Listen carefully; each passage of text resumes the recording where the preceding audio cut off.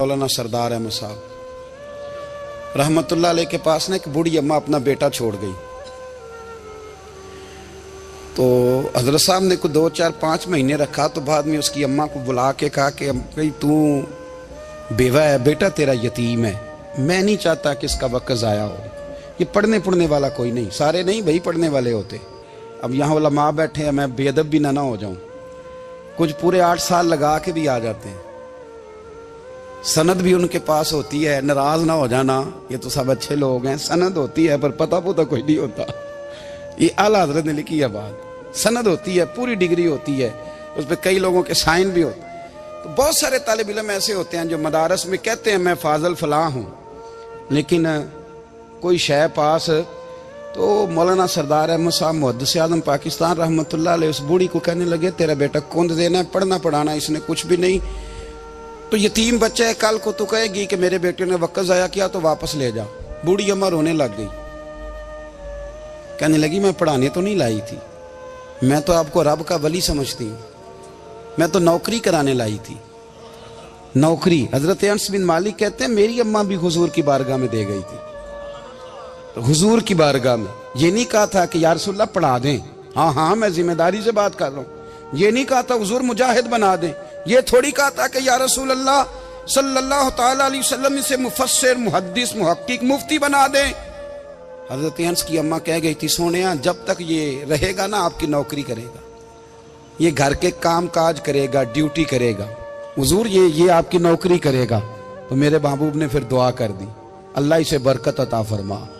तुम समझता है खिदमत वाला खाली रह जाता है? जितना जायका खिदमत वाले को मिलता है, जो उसके नसीब में आता है, वो किसी का नसीब कहां भाई। हजरत अनस कहते हैं हुजूर ने दुआ कर दी, बरकत की।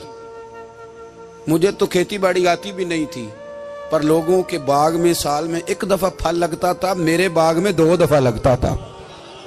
हुजूर ने दुआ कर दी अल्लाह इसे औलाद दे। फरमाते हैं मेरे बेटे, मेरे पोते, मेरे नवासे, मेरी बेटियां, फरमाते हैं मैं जिंदा हूं और मेरी 100 औलादे मौजूद हैं। परेशान हो गया 100 सुन के बच्चे 2 ही अच्छे, 100 औलादे मेरी मौजूद हैं। हजरत अनस बिन मौलाना सरदार अहमद साहब के पास ना छोड़ गई बच्चा, कहने लगी हजरत जी मैं को पढ़ाने के लिए थोड़ा छोड़ गई हूँ, मैं तो इसलिए छोड़ के गई हूँ कि आप मेहरबानी करें, खिदमत कराएं। तो हजरत जी कहने लगे कोई ऐसा काम ही नहीं, खिदमत वाला क्या कराऊं। कहने लगी पट्ठे पवा लिया करो जी। उन लड़ पेंदे ने, कहने ने बच्चे काम कर दें मदरसे का। हालांकि अब कहाँ बच्चे काम करते हैं, अब तो गुजर गया दौर, अब तो बच्चे काम कराते हैं। अब बच्चे भी नाराज हो रहे हैं, घूर घूर के देख रहे हैं। सही कह रहा हूं आपको, बच्चे काम कराते हैं, बच्चे कहाँ काम करते। कहने लगी ये चारा डाले करेगा आपकी भैंसों को। तो हजरत ने उसको कहा कि बीबी चारा मेरी भैंसों को डालने के लिए मैंने बंदा रखा हुआ है, तो तू जा ले जा। कहने लगी हाथ बांध के हुजूर मेहरबानी करें रख ले, चारा डालेगा। और पुत्र तवज्जो से चारा डालना हजरत की भैंसों को। रोने लगी, हजरत ने रख लिया, महीने का खर्चा भी देते। शाम को ना वो सारा दिन काम करता, शाम को आके पैरों में भी बैठ जाता, हजरत जी लाएं तेल थोड़ा सा, पैर ना दबा दूं। 8 साल साथ वाले पढ़ते रहे, ये बेचारा नौकरी करता रहा। मेरा रूप भी नहीं ते मेरा रंग भी नहीं, और मैनू यार मनान दा टंग भी नहीं। कभी कभी ना हजरत बिलाल हबशी फारग होते ना, तो नबी पाक की बारगाह में अर्ज करते हुजूर कोई काम तो नहीं, सारे हो गए, हुजूर जाऊं जरा, चले जाते। एक दिन सलमान फारसी कहने लगे या रसूलल्लाह ये बिलाल कहाँ जाता है। फरमाया जा देख के तो आ। हजरत सलमान वापस आए तो आके रोने लगे, कहने लगे सोनिया जब यहाँ से जाता है ना तो जाके सैयदा फातिमा की चक्की पीसनी शुरू कर देते, बीबी साहबा के काम करने लगता है, घर में जाके स्नैन की ड्यूटी करता है, वहां भी काम यहाँ भी काम। वो चारा डालता रहा, उसने चारा डाला। हजरत मुहद्दिस आज़म की भैंसों को दस्तारे फजीलत का वक्त आ गया, सारे पगड़ियां सजा के आ गए, आज दस्तार होगी। ये ना पीछे होके बैठ गया, चूंकि पढ़ा ही नहीं था तो दस्तार काहे की, दस्तार तो उसकी जो पढ़ेगा, हमने तो पढ़ा ही नहीं, हमने तो यार पढ़ा, घर पढ़ा, ड्यूटी करी। हजरत मुहद्दिस आज़म रहमतुल्लाह अलैह के यहाँ जब ऐलान होने लगा ना कि अब दस्तार होगी, तो हजरत ने पहला ऐलान उसका फरमाया। तो मजा वाला बंदा कपड़े भी कदी कदी बदलता है ना, वो कहते जिस हाल में भी था मैं पलट के देखने लगा कि पड़ा पड़ा है तो है, कोई शय नहीं। तो ये माजरा क्या है, पीछे से उठ के आए तो कहते हैं बाकियों की दस्तार किसी आलिम ने की, किसी सूफी ने की, लेकिन ये भैंसों को चारा डालने वाला जब आया तो मुहद्दिस आदम ने फरमाया पगड़ी के बाल को कोई हाथ ना लगाए, ये सारी दस्तार मैंने करनी है। और फरमाते हैं हजरत बाल भी देते जाते थे और आंसू भी बहाते जाते थे, माथा भी चूमते थे और फरमाते थे दस्तार के बाद चला तो नहीं जाएगा यार, मुझे तो इबादत भी नहीं रह गई, मुझे तो चाबियों को भी नहीं पता कौन सी कहाँ रहती है, जाएगा तो नहीं तू? तो रो पड़ा, कहने लगा सोनिया जाए तो वो जिसके पल्ले कुछ है हो, आता जाता तो है कुछ नहीं, मुझे किसने रखना है, मैंने कहाँ जाना है, इधर कहाँ, तो इधर ही रहूंगा। वो उस तालिब इल्म के सारे उस्ताद भाई कहते हैं उसने दस्तार कराई, पढ़ा पढ़ाया कुछ नहीं, पर जो मसला अड़ जाता था ना, वो जो अड़ जाता था ना, वो जाके उससे पूछते थे तो किताबें खोलने की जरूरत नहीं पड़ती थी। मौलाना अमजद अली साहब आजमी रहमतुल्लाह अलैह फरमाते हैं यकदम आला हजरत का दरवाजा खुला, ये भी मेरे आला हजरत की जिंदगी है, इसे भी देख, यकदम दरवाजा खुला तो बूढ़े इमाम के पैरों में जूता कोई नहीं और आला हजरत सर पट दौड़े। मैं करीब गया, मैंने कहा हुजूर मैं सदके जाऊं, कहां जा रहे हो? कहने लगे किसी ने बताया मेरा मुर्शद का बेटा रेलवे स्टेशन से गुजरने वाला है, अमजद अली देर न कर यार, कहीं शहजादा नाराज ना हो जाए, मेरे मुर्शद का बेटा, मेरे शेख का पोता, यार जरा जल्दी कर। कहते हैं आला हजरत दौड़े रेलवे स्टेशन पे, उन्हें अगर फतवे लिखने आते थे किल के रजा है खंजरे खूंखार बरकबार, तो वो ये भी कहा करते थे कैसे आकाओं का बंदा हूं रजा, बोल बाले मेरी सरकारों के। दौड़े गए रेलवे स्टेशन पे और बूढ़े शेख सदरुल शरिया कहते हैं मैंने कहा हुजूर मैं ना चला जाऊं? कहने लगे ना पुत्र, मैंने बड़ा नमक खाया उस घर का, मैंने बड़ी नौकरी करी है, मेरी अपनी ड्यूटी है, तुम्हारी तो नहीं ना। मेरे शेख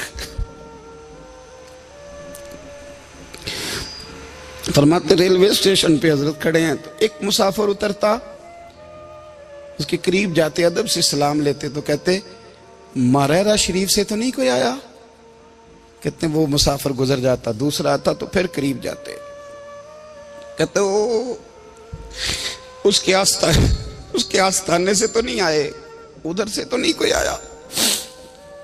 कहते सारे गुजर गए, जिन मुसाफिरों ने उतरना था उतर गए, ट्रेन चल पड़ी। तो मैंने कहा हुजूर किसी ने आपको गलत इत्तला दी थी, शहजादे तो आए नहीं।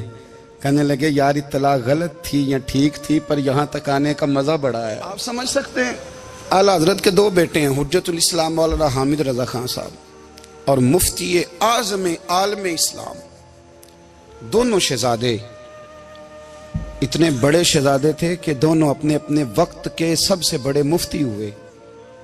ये भी तो मेरे आला हजरत है ना, इसको भी तो जरा समझो ना। खुशकी और फिर खुशकी और फिर खुशकी। एक दिन पीर साहब ने कहा, नूरी मियाँ साहब, क्या अहमद रजा यार वो भैंसें रखी हुई हैं तो उनको ना गीदड़ आके तंग करते हैं, तो दो कुत्ते मिल जाए ना कभी, तो चलो रात को पहरेदारी करेंगे, दो कुत्ते मिल जाएं। मैं अक्सर सोचता हूँ कि आला हजरत तो आलिम थे, उनका कुत्तों से क्या लेना देना।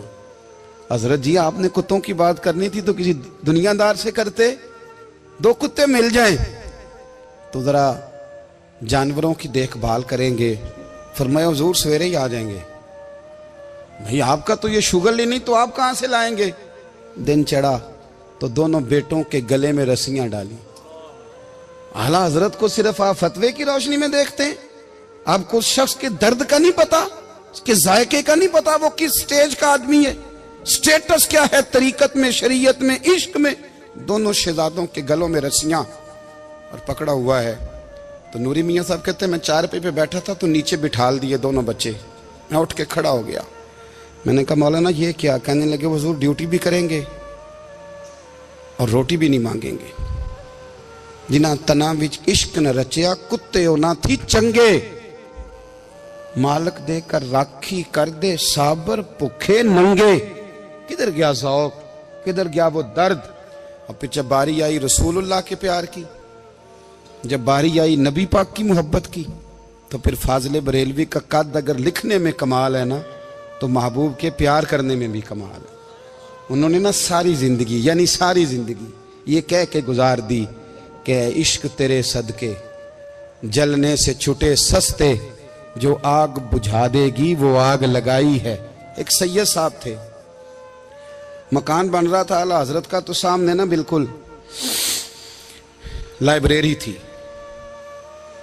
तो जब मकान बन रहा होता है तो तब सारे मिस्त्री मजदूर अंदर ही होते हैं, तो सबका आना जाना था, सब लोग आते जाते थे बिला झिझक। तो वो सैयद साहब भी एक दिन आ गए, सामने लाइब्रेरी में मिले, फिर चले गए। कुछ दिनों के बाद घर मुकम्मल हो गया, अब औरतें भी आ गईं। तो शाह जी को पता नहीं था, वो पुराना ही माहौल समझ के ना, मौलाना जफरुद्दीन बिहारी कहते हैं पुराना ही माहौल समझ के तो अंदर आ गए। और जैसे ही अंदर दाखिल हुए, सामने घर की औरतें देखी, तो शाह जी माजरत माजरत माजरत करते परेशान हो गए। और फिर जब दोबारा पलटने लगे तो आला हजरत दौड़ के गए, हाथ चूमे, कहने लगे शाह जी आपको तो पता नहीं था, और आप मेहरबानी करें ये माजरत वाला लफ्ज वापस लें। ये मेरे घर की औरतें नहीं, ये तो सैयदों की बांदियां हैं, ये तो नौकरानियां हैं। तो आप मेहरबानी करें, ये अंदाज आपका जो है ये दुरुस्त नहीं, आप मेहरबानी फरमाएं अंदर आए। और फिर सारे खानदान को लेके पर्दे के पीछे खड़ा किया और कहने लगे शाह जी को गलती लग गई, उन्होंने हमसे माजरत की, अब हम सारे मिलके उनसे माजरत करेंगे, इसलिए कि ये रसूलुल्लाह का खानदान। यार थोड़ा बहुत दो चार लफ्ज जिस बंदे को आ जाए ना, दो चार लफ्ज, मैं जाती तौर पे ना, आपको पता है मैं तो नात खानों से तो हमारी बनती नहीं, बहुत सारे नात खान तो हमें वैसे ही नहीं। मैं कहता हूँ नात आने दे जाने का नाम नहीं, नात तो कलाम का नाम है। किसी बुजुर्ग की बात पढ़ो, कुछ मतलब उसमें कुछ ज़ौक़ हो, कुछ दर्द हो, ये क्या बात हुई जो आजकल काम शुरू है। लेकिन आपको पता है हम नात खां की भी इज्जत करते हैं। मैं जिस नात खां से नात सुनता हूँ, मैं दिल की कल्ब की गहराई से उसका हया करता हूँ, मैं इकराम करता हूँ, अल्लाह जानता, मैं एहसास देता हूँ, इसलिए कि मैं समझता हूँ ये जब बोलता है ना तो मुझे मदीने वाले की याद आती है, ये नबी करीम की याद दिलाता है, तो इसका एहसास है। आला हजरत फाजिल बरेलवी रहमतुल्लाह ताला अलैह ने नबी करीम से मोहब्बत की और हुजूर सैयद आलम सल्लल्लाहु अलैहि वसल्लम से ताल्लुक़ रखने वाली हर शय से मोहब्बत की। उन्होंने अपने ज़ौक़ को कभी फीका नहीं पड़ने दिया। सारी ज़िंदगी रसूलुल्लाह सल्लल्लाहु अलैहि वसल्लम का प्यार। थोड़े दो चार लफ्ज़ मेरी तरह किसी शख्स को आ जाएं तो वो अदब अदाब के दायरों से निकल जाता है। वो हर चीज़ को किलो काल के जायके में रखता है। इसलिए मुल्ला रूमी फरमाया करते थे, सेठ आदमी हो ना, जेब में पैसे हो तो उसका पीर कोई नहीं होता। अगर कोई ओहदा मिल जाए, बंदा किसी दर्जे पे पहुंच जाए तो उस बंदे का भी मुर्शद है, और अगर चार लफ्ज़ पढ़ जाए तो अक्सर मेरी तरह के बंदे खलीफे होते हैं, मुरीद नहीं होते। नाराज तो नहीं हो गए आप लोग? मेरी तरह के लोग ना खलीफे होते हैं, बताते हैं 14 जगह का खलीफा हूं तो सवाल ये है कि गुलाम किसका है? मेरी खिलाफतें। ओ खुदा के बंदे, गुलामी असल चीज है। आला हजरत फाजिल बरेलवी रहमतुल्लाह ताला अलैह ना लोगों से पूछते, जब कोई मदीने से आता, मक्के से आता, हज करके आता, तो पूछते मदीने गए थे? सदरुल शरिया रहमतुल्लाह अलैह फरमाते हैं, किसी ने कान में आके कहा हुजूर वो मोची हज करके आया। पक्की बात है हुजूर? हाँ। फरमाया चलो चलें। हजरत जी वो लिखना नहीं, तो मैं आके देखते हैं। हजरत मेहमान, ओए आके देखते हैं। कहते दौड़ने लगे, वो जूते गांठ रहा था। जाके पूछा हज करके आए हो? कहा हाँ, मदीना शरीफ गए थे। वो जिस बंदे के पास लोग तारीखें लेने जाएं तो टाइम ना मिले, भाई आज मदीने गए थे? कहने लगा जी बड़ा करम किया सरकार ने, मैं तो 1.5 महीना रह के आया हूं। कहते हैं जुब्बा कहीं, पगड़ी कहीं, कलम कहीं, शागिर्द कहीं, मुरीद कहीं, और अंदर नहीं, हुजरे के अंदर छुप के किसी की तादीम नहीं, चौक में मोची जूते गांठने वाला दुनिया देख रही है। आला हजरत झुके और मोची के पैर चूमने शुरू कर दिए। लोग पकड़ दें, हुजूर ये क्या? वो भी पैर, कहने लगे पीछे हट जाओ, ये वो कदम है जो मेरे मुस्तफा करीम के दरे दौलत से होके आए। हरम की जमीन और कदम रख के चलना, अरे सर का मौका है वो जाने वाले।